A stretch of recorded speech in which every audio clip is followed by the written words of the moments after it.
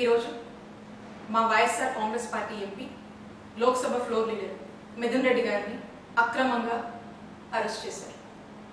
ఇది అక్రమ కేసు, ఇది అక్రమ అరెస్ట్. ఈ అరెస్ట్ ని నేను తీవ్రంగా ఖండిస్తున్నాను. వైఎస్ఆర్ కాంగ్రెస్ పార్టీ తీవ్రంగా ఖండిస్తోంది. ఎటువంటి ఆధారాలు లేకుండా బిల్డప్ narratives తో, కుక్డ్ స్టోరీస్ తో వాటన్నిటిని బేస్ చేసుకొని ఈ అక్రమ కేసుని మిథున్ రెడ్డి గారి మీద కట్టి మరి రోజున అరెస్ట్ చేశారు. అధికారాన్ని ఉపయోగించి కొంతమంది గవర్నమెంట్ ఆఫీసర్స్ మీద, గవర్నమెంట్ ఎంప్లాయీస్ మీద, ఇంకా కొంతమంది మీద అధికారాన్ని ప్రయోగించి వాళ్ళని భయపెట్టి, బెదిరించి, తిట్టి, అవసరమైతే కొట్టి, ఆశ చూపించి ఫ్యాబ్రికేటెడ్ స్టేట్మెంట్స్ని వాళ్ళ దగ్గర తీసుకొని ఆ స్టేట్మెంట్స్ని బేస్ చేసుకొని మిథున్ రెడ్డి గారిని అరెస్ట్ చేశారు. దీన్ని లిక్కర్ స్కామ్ అని పేరు పెట్టి senior retired IAS Dhananjaya Reddy గారిని, ఓఎస్డి కృష్ణమోహన్ రెడ్డి గారిని, చెవిరెడ్డి భాస్కర్ రెడ్డి గారిని, ఇప్పుడు మిథున్ రెడ్డి గారిని అరెస్ట్ చేశారు. మా హయాంలో, మా జగనన్న హయాంలో ఎటువంటి లిక్కర్ స్కామ్ జరగలేదు. ఇదే కాదు, ఏ స్కామో జరగలేదు.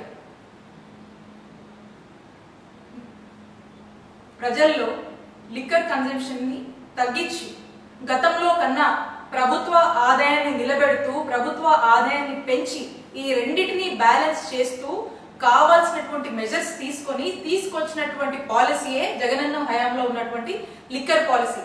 మేము దాన్ని చాలా ట్రాన్స్పరెంట్ గా జగనన్న హయాంలో ఈ పాలసీని అమలు చేయడం జరిగింది. మీరు అంటున్నారు కదా లిక్కర్ స్కామ్ అది ఇదని. అసలు వాస్తవంగా లిక్కర్ స్కామ్ ఎప్పుడు జరిగిందో చెప్పనా? చంద్రబాబు నాయుడు గారి హయాంలో 2014 నుంచి 2019 వరకు మీరు తీసుకొచ్చినటువంటి లిక్కర్ పాలసీ రూల్స్ అన్ని డివేట్ అయ్యి ఏ విధంగా మీరు లిక్కర్ ని ఏ విధంగా మీరు ఎక్స్ప్లాయిట్ చేశారో అప్పుడు జరిగింది. దాన్ని స్కామ్ అంటారు. ఇప్పుడు మళ్ళా చంద్రబాబు నాయుడు గారి హయాంలో ఈ సంవత్సర కాలంగా మీరు తీసుకొచ్చినటువంటి లిక్కర్ పాలసీ, అలాగే ఏ విధంగా మీరు సిండికేట్లు ఏర్పాటు చేసి మీకు నచ్చిన వాళ్ళకి షాపులను ఇచ్చి నచ్చిన రేట్లకి అమ్ముకోవచ్చు అనేటువంటి ఒక ఫ్రీడమ్ ఇచ్చి ఆఖరికి లిక్కర్ ని డోర్ డెలివరీ దాకా కూడా తీసుకొచ్చి పెంచి పోషిస్తున్నారే, ఇది స్కామ్ అంటే. అప్పుడు ఇప్పుడు చంద్రబాబు నాయుడు గారి హయాంలో దీన్ని స్కామ్ అంటారు.